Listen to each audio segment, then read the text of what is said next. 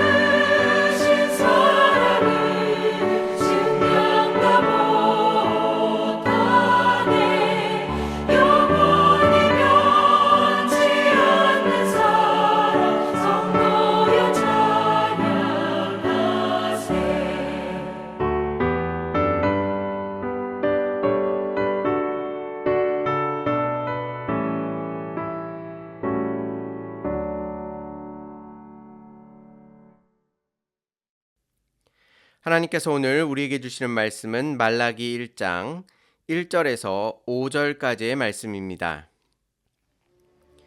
여호와께서 말라기를 통하여 이스라엘에게 말씀하신 경고라. 여호와께서 이르시되 내가 너를 사랑하노라 하나 너희는 이르기를 주께서 어떻게 우리를 사랑하셨나이까 하는도다. 나 여호와가 말하노라. 에서는 야곱의 형이 아니냐. 그러나 내가 야곱을 사랑하였고 에서는 미워하였으며 그의 산들을 황폐하게 하였고 그의 산업을 광야의 이리들에게 넘겼느니라. 에돔은 말하기를 우리가 무너뜨림을 당하였으나 황폐된 곳을 다시 쌓으리라 하거니와 나 만군의 여호와는 이르노라. 그들은 쌓을지라도 나는 헐리라. 사람들이 그들을 일컬어 악한 지역이라 할 것이요 여호와의 영원한 진노를 받은 백성이라 할 것이며 너희는 눈으로 보고 이르기를 여호와께서는 이스라엘 지역 밖에서도 크시다 하리라. 아멘.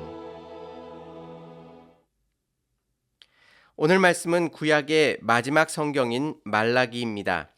대부분의 글들은 마지막 내용이 앞의 내용들을 요약하고 결론을 내고 있어서 우리가 항상 주의 깊게 보아야만 합니다. 말라기도 마찬가지입니다. 이스라엘의 긴 역사 속에서 하나님과 이스라엘 백성 간의 관계를 잘 요약해 주면서 또 신약으로 나아가는 발판이 되고 있습니다. 오늘 말씀을 통해 우리를 사랑하시는 하나님을 새롭게 발견하시고 예수 그리스도를 마음에 품는 은혜의 시간이 되시기를 바랍니다. 말라기는 하나님께서 주시는 경고의 말씀입니다. 먼저 하나님께서 말씀을 꺼내십니다. 내가 너희를 사랑하노라 라고 말씀하시죠. 이 말씀은 구약 전체에서 큰 의미를 가지고 있는데요. 구약에서 하나님께서 이스라엘 백성을 사랑하신다는 말씀이 많이 나옵니다.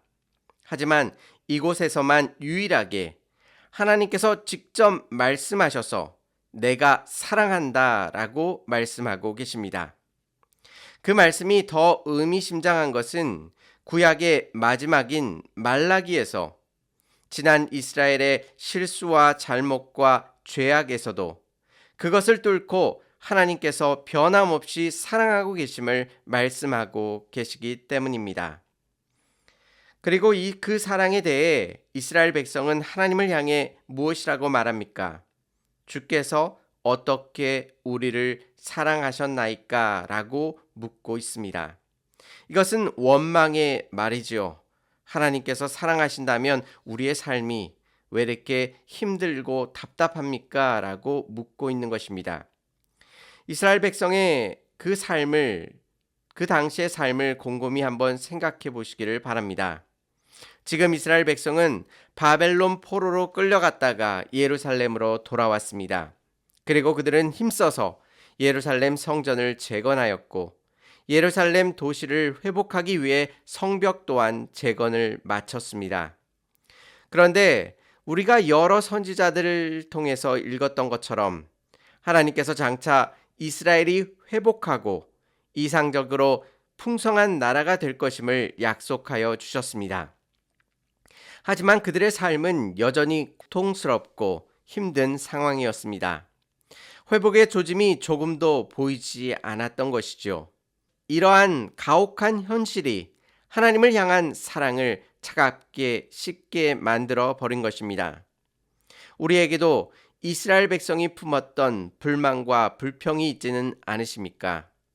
내가 하나님을 잘 믿고 섬겼는데 성경에서 약속한 그 형통과 평안과 풍성은 어디에 있습니까? 라고 하나님께 따져 묻고 있지는 않으십니까? 오늘 말씀은 그것에 대한 하나님의 답변입니다. 하나님께서 먼저 에서를 예로 들어 설명하십니다. 에서는 이삭의 장남이었습니다. 장남은 가문을 대표하였고요. 가족을 통솔하였습니다. 유상 상속에 있어서도 2배의 몫을 받았습니다.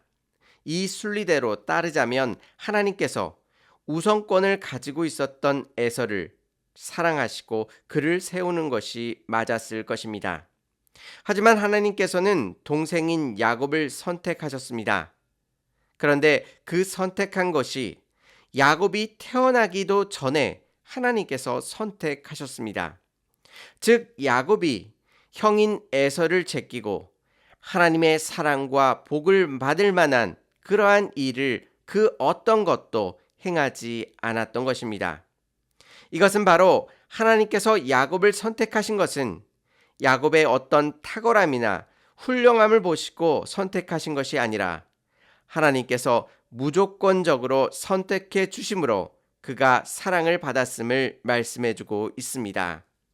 하나님께서 먼저 말씀하시는 것은 너희가 사랑을 받을 만한 조건이 있어서 너희를 사랑하는 것이 아니라 하나님께서 무조건적으로 우리를 선택하시고 우리를 사랑하심으로 말미암아 이 땅 가운데 살아갈 수 있음을 말씀해 주고 계십니다. 또한 그 사랑을 받지 못하는 이들의 처참한 삶을 말씀해 주고 있는데요. 3절 말씀에서 에서는 미워하였으며 그의 산들을 황폐하게 하였고 그의 산업을 광야의 이리에게 넘겼느니라 라고 말씀하십니다. 에서는 하나님의 미움을 받아서 그의 상들이 황폐해져 갔습니다. 산업들은 이리들에게 빼앗겼다고 말합니다.